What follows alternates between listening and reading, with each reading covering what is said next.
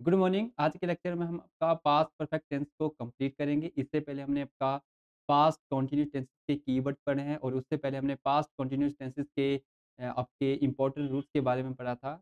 आज की लेक्चर के अंदर हम आपके सबसे पहले पास्ट परफेक्ट टेंसेस की एक डेफिनेशंस पढ़ेंगे कि पास्ट परफेक्ट टेंसेस का स्ट्रक्चर क्या होता है। तो सबसे पहले पास्ट परफेक्ट टेंसेस का मतलब क्या है कि कोई एक्शन आपका ऑलरेडी क्या हो चुका है, फिनिश हो चुका है। जो काम आपका ऑलरेडी फिनिश हो चुका है, वो आपका कहाँ पे जाएगा, आपका परफेक्ट टेंसेस में बनेगा और वो कहाँ पे, पास्ट परफेक्ट टेंसेस में। परफेक्ट में हमने पढ़ा था कि कोई एक्शन आपका क्या हो चुका होगा, कंप्लीट, यानी कि कोई का हम आपका कंप्लीट हो चुका होगा, वहाँ पे हम आपका परफेक्ट टेंसेस यूज़ करते हैं। कहाँ पे कंप्लीट हुआ है, आपका पास्ट में कंप्लीट हुआ है, इसलिए पास्ट परफेक्ट टेंसेस का यूज़ करेंगे। रूल ऑफ इसका स्ट्रक्चर क्या बनेगा आपका, तो देखिए परफेक्ट के लिए मैंने आपको बोला है कि हमेशा ही वर्ब कैसे लगाई जाएगी, हमेशा ही वी थ्री वर्ब लगेगी। एक सेंटेंसेस में क्या लगता है, एक ऑब्जेक्ट लगेगा, एक आपका सब्जेक्ट लगेगा। बी थ्री फॉर्म बिना हेल्पिंग वर्ब के कभी भी नहीं आती है। इसके लिए हमें पता है कि हमें पास्ट को इंडिकेशन देने के लिए हमें कौन ना कोई आपकी हेल्पिंग वर्ब चाहिए। तो पास्ट के लिए हम यूज़ करेंगे यहाँ पे हैड। तो जहाँ पर भी हैड के साथ वी थ्री लगी होगी तो यानी सेंटेंस कौन-सा है आपका, टेंस पास्ट परफेक्ट टेंसेस का वहाँ पे सेंटेंस रहेगा। क्लियर है इतनी चीज़ें? मैंने बोला कि हमेशा ही एक सेंटेंसेस के अंदर आपका एक सब्जेक्ट होगा, एक आपका ऑब्जेक्ट होगा और परफेक्ट है आपका टेंस यानी कि वी थ्री फॉर्म लगाई जाएगी। कंप्लीट एक्शन कहाँ से हमें पता चलता है? वी थ्री की फॉर्म से हमें पता चलता है कि कोई एक्शन आपका कंप्लीट हो चुका है। तो व उसको दर्शाने के लिए हमने साथ में क्या लगाया यहाँ पे हैड। हैड इंडिकेशन देगा कि पास्ट में है, प्रेज़ेंट में है या फ्यूचर में है। हैड आपका हमेशा ही पास्ट को इंडिकेशन देता है, यानी कि helping verb decide the tense. यानी किसने डिसाइड किया कि ये जो टेंस बन रहा है, सेंटेंस बन रहा है, वो पास्ट में बन रहा है। और इसने हमें जो वर्ब है, इसने हमें बताया कि ये आपका परफेक्ट है, कॉन्टिन्यूअस है या इंडेफिनिट है। इसने हमें बताया कि ये परफेक्ट टेंसेस है। तो कौन-सा टेंस बना? पास्ट परफेक्ट टेंस का स्ट्रक्चर क्या बना? सब्जेक्ट के बाद हैड लगाना है, वी थ्री लगानी है एंड ऑब्जेक्ट लगाना है। अब हैड यहाँ पे मैंने बोला हेल्पिंग वर्ब है। सब्जेक्ट कैसा होगा तब हमें हैड लगाना है। सब्जेक्ट आपका चाहे सिंगुलर हो, चाहे प्लूरल हो। चाहे सिंगुलर हो, चाहे प्लूरल हो, दोनों के लिए हमें क्या यूज़ करना है? हैड ही यूज़ करना है। सिंगुलर यानी कि ही, शी, इट आपके सिंगुलर सब्जेक्ट हैं। प्लूरल सब्जेक्ट की बात करेंगे तो आपका I, we, you, they plural subject है। उनके साथ भी आपको क्या यूज़ करना है? यहाँ पे हैड यूज़ करना है। क्लियर है ये सेंटेंस का स्ट्रक्चर? अब देखिए इसका एक सेंटेंसेस का एक एग्जांपल लेते हैं। I had completed my assignment. अब देखिए कंप्लीटेड आपकी वर्ब की थ्री फॉर्म दिख रही है, विदाउट हेल्पिंग वर्ब कभी भी नहीं आती है, तो ये हेल्पिंग वर्ब हुई। कहाँ की ये हेल्पिंग वर्ब है? तो पास्ट की हेल्पिंग वर्ब है। पास्ट में लगता है आपका हैड, तो पास्ट का परफेक्ट टेंस हुआ। वी थ्री से हमें पता चला कि ये परफेक्ट टेंस है। तो यहाँ से पता चला पास्ट का, तो पास्ट परफेक्ट टेंस हमने यहाँ से आइडेंटिफाई किया। सबसे पहला काम आपका यही एग्जाम है कि आइडेंटिफाई करना है। फिर देखा हमने सब्जेक्ट की, सब्जेक्ट के बाद क्या लगा है? हैड। चाहे सिंगुलर हो, चाहे प्लूरल हो, क्या लगेगा आपका? हैड लगेगा। क्लियर है? चाहे एक और एक सिंपल सा एग्ज़ाम्पल लेते हैं हम आपका, जैसे शी के अकॉर्डिंग मैंने लगा दिया, she had not finished homework. यहाँ पे मैंने बोला हैड और यहाँ पे मैंने लिख दी वी थ्री एंड यहाँ पे हेल्पिंग वर्ब। चाहे सब्जेक्ट सिंगुलर हो, चाहे प्लूरल हो, आपका हेल्पिंग वर्ब क्या आएगा? यहाँ पे हैड ही लगाया जाएगा। कोई दूसरा मैंने हेल्पिंग वर्ब नहीं बोला आपको, जैसे हमने वाज़ एंड वर में पढ़ा था, वैसे यहाँ पे कुछ भी नहीं है आपका, सिर्फ़ हैड ही लगेगा। चाहे सिंगुलर हो, चाहे आपका प्लूरल हो। वर्ब की 3 फॉर्म लगाई जाएगी। अब किस प्रकार से इनको नेगेटिव और इंटेरोगेटिव में चेंज करना है, तो हमें पता है हेल्पिंग वर्ब आपकी इंटेरोगेटिव में सबसे पहले आ जाएगी। इसके बाद मुझे सब्जेक्ट लिखना है एंड उसके बाद मुझे क्या लिखनी है यहाँ पे वी थ्री लिखनी है एंड मुझे ऑब्जेक्ट लिखना है और क्वेश्चन मार्क लगा देना है। ये मेरा बन जाएगा इंटेरोगेटिव। नेगेटिव सेंटेंसेस बनाना होगा तो नेगेटिव किस प्रकार से बनेगा? तो सब्जेक्ट आएगा, हेल्पिंग वर्ब, क्योंकि मुझे पता है हेल्पिंग वर्ब के बाद ही नॉट लगाते हैं और उसके बाद मेन वर्ब यानी कि वी थ्री लिखेंगे एंड हम ऑब्जेक्ट लिख देंगे। जैसे मैंने इस वाले सेंटेंस में मैं नॉट कहाँ पे लगाया था मैंने? हेल्पिंग वर्ब के बाद ही नॉट लगाया था मैंने। तो ये चीज़ें थोड़ी-सी आपने अभी ध्यान में रखनी है कि कहाँ पे लगेगा। तो मैं इसी वाले सेंटेंसेस का इंटेरोगेटिव सेंटेंसेस बनाता हूँ। तो हैड हेल्पिंग वर्ब सबसे पहले सब्जेक्ट क्या था आपका? शी था। हैड शी, आगे नॉट मुझे वैसे का वैसे लगा देना है। नॉट, फिर मुझे वी थ्री लगानी है। फिनिश्ड होमवर्क, बाकी सेम वैसे का वैसा। हम लिख देंगे एंड क्वेश्चन मार्क लिख देंगे। ठीक है, ये आपका बन गया। Has she not finished homework? इस प्रकार के उसने अपना होमवर्क नहीं किया था, तो ये आपका सेंटेंस बन गया पास्ट परफेक्ट टेंस के स्ट्रक्चर में, किस बार में? क्वेश्चन वाले सेंटेंस में। अब कुछ और यहाँ पे इम्पोर्टेंट स्ट्रक्चर निकल के आता है कि indicate the order of events in the past, कि कुछ आपके वर्ड ऐसे रहते हैं कि जो आपके 2 सेंटेंसेस को क्या करते हैं, कनेक्ट करते हैं और वो हमें इंडिकेशन देते हैं कि ये जो सेंटेंस बनेगा वो पूरा का पूरा किसमें बनेगा? पास्ट में बनेगा।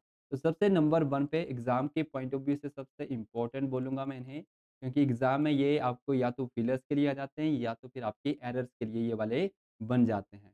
तो देखिए सबसे पहले कि व्हेन का रूल पढ़ेंगे कि अगर व्हेन कभी भी आपका 2 सेंटेंसेस को जोड़ रहा होगा और ये बीच में आ रहा है एज़ अ कंजंक्शन के तरीके से, तो उसके पीछे वाला जो स्ट्रक्चर रहेगा वो हमेशा किसमें बनेगा? आपका पास्ट के परफेक्ट में बनेगा और इसके बाद वाला स्ट्रक्चर किसमें बनेगा? पास्ट के इंडेफिनिट में बनेगा, यानी कि सिंपल पास्ट में बनेगा। ऐसा नहीं होगा कि मैं व्हेन लिख रहा हूँ, यहाँ पे तो मैंने पास्ट परफेक्ट यूज़ किया और यहाँ पे मैं प्रेज़ेंट इंडेफिनिट या प्रेज़ेंट कंटीन्यूअस के बारे में बात करूँ या पास्ट कंटीन्यूअस के बारे में लिख दूँ, तो वो सेंटेंसेस क्या होगा? गलत होगा, यानी कि वहाँ पे एरर होगी।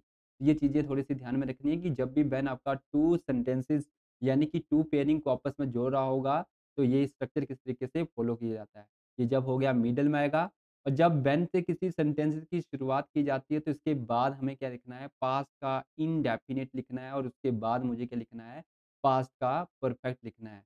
व्हेन के बाद यहाँ पर भी क्या था? इंडेफिनिट था, तो वैसे ही सेम है कि व्हेन अगर स्टार्टिंग में आ गया, तो उसके बाद में मुझे क्या लिखना है? पास्ट का इंडेफिनिट ही लिखना है एंड देन ये वाला आपका पास्ट परफेक्ट उसके बाद आ जाएगा। ये चीज़ें ध्यान में रखनी है। इसके बाद नंबर 2 पे आता है कि बिफोर भी आपका 2 सेंटेंसेस को कनेक्ट करता है। जब ये 2 सेंटेंसेस को कनेक्ट करेगा, तो किस प्रकार का स्ट्रक्चर रहेगा दोनों का। तो इसके पीछे वाला आपको किसमें रखना है? पास्ट के परफेक्ट में रखना है आपको और इसके बाद बिफोर के बाद हमें किसमें रखना है? पास्ट का इंडेफिनिट में रखना है। क्लियर है? जैसे अभी हमने पढ़ा पिछले वाले में कि पास्ट परफेक्ट व्हेन का वैसे ही आपका बिफोर। व्हेन एंड बिफोर का सेम स्ट्रक्चर है। बिफोर जब स्टार्टिंग में आएगा तो उसके बाद हमें पास्ट इंडेफिनिट लिखना है और पास्ट परफेक्ट लिखना है। तो मैं यहाँ पे लिख देता अगर बिफोर अगर आपका स्टार्टिंग में आता है तो उसके बाद का जो स्ट्रक्चर रहेगा वो किसमें लिखना है आपने? पास्ट का इंडेफिनिट में रखना है और उसके बाद का आपको पास्ट का परफेक्ट रखना है। ये सेंटेंस का स्ट्रक्चर रहेगा। और आफ्टर के लिए आपने बिफोर का बिल्कुल उल्टा करना है। बिफोर आपका थर्ड इसमें ये आता है कि ये जब 2 सेंटेंस के स्ट्रक्चर को कनेक्ट करेगा तो क्या रूल्स रहते हैं। तो जब भी आफ्टर आएगा तो इससे पीछे वाला सेंटेंसेस किसमें बनेगा? पास्ट के इंडेफिनिट। बिल्कुल उल्टा कर देना है, जैसे बिफोर में पास्ट इंडेफिनिट बाद में था, यहाँ पे क्या आ जाएगा आपका? पहले आ जाएगा। पास्ट इंडेफिनिट और पास्ट परफेक्ट बाद में। किंतु बनेगा किसमें? हमेशा ही एक बात याद रखेंगे, पास्ट में ही बनेगा। बिफोर ये 3 चीज़ें हैं आपकी व्हेन, बिफोर एंड आपका आफ्टर। जब भी ये 2 सेंटेंसेस को कनेक्ट कर रहे होंगे, तो हमेशा जो सेंटेंस को इंडिकेशन दे रहे होंगे, वो किसमें बनेगा? आपका पास्ट के बारे में हमें बताते हैं कि इवेंट्स किसमें हुए हैं? आपके पास्ट में हुए हैं। क्लियर है इतनी चीज़ें? सबसे इम्पोर्टेंट रूल है, इन दोनों को आपने ध्यान से करना है। पहला, सेकंड आपका बिफोर एंड थर्ड आपका आफ्टर है। तीनों चीज़ें इम्पोर्टेंट है। बिफोर एंड आपका व्हेन सेम है। आफ्टर के लिए आपने क्या करना है? बिफोर का उल्टा कर देना है। क्लियर है चीज़ें? अब देखिए इनके कुछ एग्ज़ाम्पल्स हैं। When my mom arrived my friends had left. अब देखिए व्हेन आपका स्टार्टिंग में आ गया। मैंने बोला ना जब भी व्हेन अगर आपका स्टार्टिंग में आएगा तो उसके बाद का स्ट्रक्चर हमें किसमें रखना है? पास्ट के इंडेफिनिट में रखना है। तो देखिए पास्ट का my mom arrived Sidhi verb की सेकंड। हाउ टू डिसाइड कि सर आपने ये वर्ब की सेकंड फॉर्म क्यों मानी? क्योंकि इसकी थर्ड फॉर्म भी तो आपकी अराइव्ड ही होती है। तो आपने कैसे डिसाइड किया?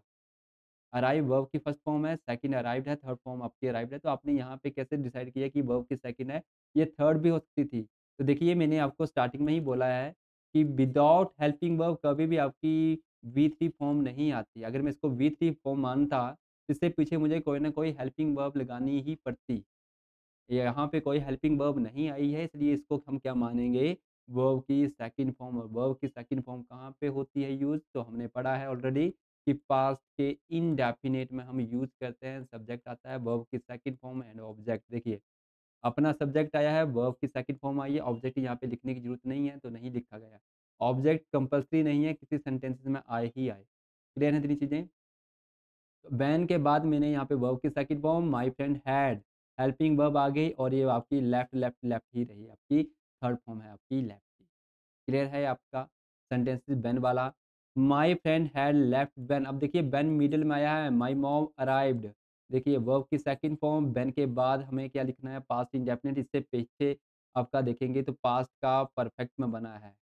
तो पास्ट के परफेक्ट में, बट बनेगा किसमें, आपका परफेक्ट में ही बनेगा।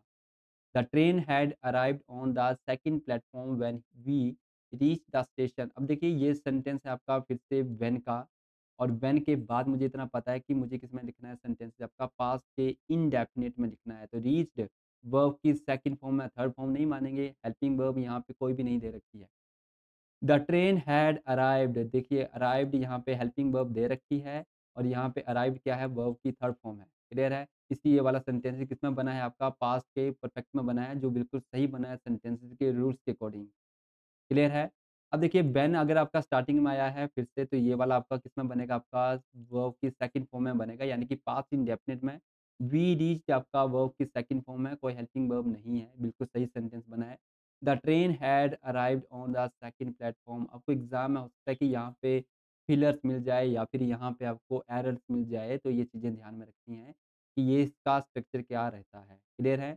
जब हम ये पूरा सेंटेंसेस का टॉपिक कंप्लीट कर लेंगे तो मैं आपको बताऊँगा किस तरीके की एरर्स फाइंड आउट की जाती हैं, किस तरीके से हमें सोचना है, किस प्रकार से थिंक करना है, किस प्रकार से हमें एरर निकालना है या फाइंड आउट करके उन्हें सॉल्व करना है। अब देखिए indication the order of event in the past. अब देखिए बिफोर का केसेस देख लेते हैं कि बिफोर का भी मैंने बोला था आपको, व्हेन एंड आफ्टर दोनों का ही सेम है, आपका बिफोर एंड आपका व्हेन का। He had eaten food before के बाद मुझे पास्ट का इंडेफिनिट, कम से बनी है, कम कैम कम होती है, तो कैम वर्ब की सेकंड फॉर्म में बिल्कुल सही यूज़ हुई है, पास्ट इंडेफिनिट में यूज़ होती है, बिल्कुल सही बना है। इसका पीछे वाला सेंटेंस देखते हैं कि क्या सही बना है। He had eaten, helping verb आ गई और ईटन वर्ब की थर्ड फॉर्म बिल्कुल सही है, पास्ट का परफेक्ट है। पास्ट में हमने पढ़ा कि हैड लगता है और ईटन आपकी वर्ब की थ्री फॉर्म होती है। क्लियर है ये चीज़ें? अगले वाले सेंटेंस में देखेंगे कि जब 2 सेंटेंसेस को कनेक्ट कर रहा है बिफोर, तो स्ट्रक्चर क्या है। ही students had gone for their games period before the teacher could inform them about the assignment they had to do। अब देखिए इस वाले सेंटेंस में बिफोर लगा है, के बाद वाला सेंटेंस देखेंगे और वो वाला और पीछे वाला, सबसे पहले पीछे वाला देखो किसमें बना है, आपका पास्ट के परफेक्ट में बना है, हैड लगा है, वर्ब की थ्री फॉर्म लगी है, बिल्कुल सही बना है। अगले वाले सेंटेंस में हमें किसमें रखना है, पास्ट का इंडेफिनिट में रखना है। देखिए कुड लगा है, इन्फॉर्म्ड, सर आप बोलेंगे कि इन्फॉर्म्ड नहीं लिखा है सर, यहाँ पे इन्फॉर्म्ड।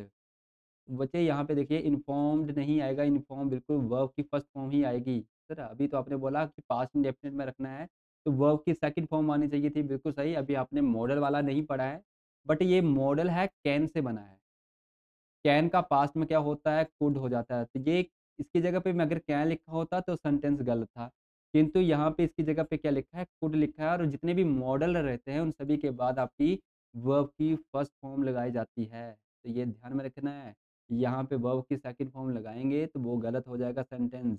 फिर वो मॉडल की एरर हो जाएगी यहाँ पे। तो मॉडल का थोड़ा-सा रूल है, यहाँ पे अभी हमने किया नहीं है, इसलिए मैं आपको इंडिकेशन दे रहा हूँ।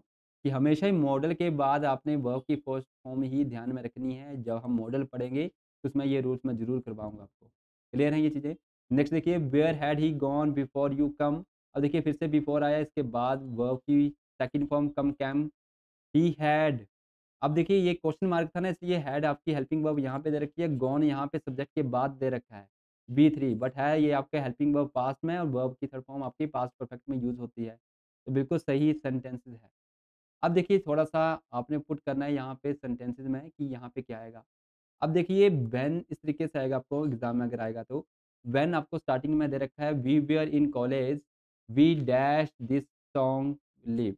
इस तरीके से आपको सेंटेंस दे रखा है, तो देखिए कॉमा लगा है, एक सेंटेंस ये हो गया, एक सेंटेंस ये हो गया। अपना सब्जेक्ट, अपनी वर्ब, अपना वर्ब, ठीक है? तो ये देखिए व्हेन के बाद तो मुझे पता है कि पास्ट का इंडेफिनिट लिखना है, तो देखिए वर, वर होती है आपकी पास्ट इंडेफिनिट में यूज़ की जाती है। अब देखिए जब ये इसको यूज़ करते हैं ना, तो आपका इज़ से बनती है, वी की फॉर्म है आपकी। इसकी जो पास्ट में बनती है वो बनता है वाज़ एंड वर। ये इसकी पास्ट की सेकंड फॉर्म होती है, ठीक है? वैसे ये यहाँ पे है, तो व आपकी सेकंड फॉर्म यहाँ पे, एंड वी यहाँ पे हमें किसमें लिखना है, वी हैड परफॉर्म्ड। इस प्रकार से बन जाएगा आपका परफॉर्म्ड।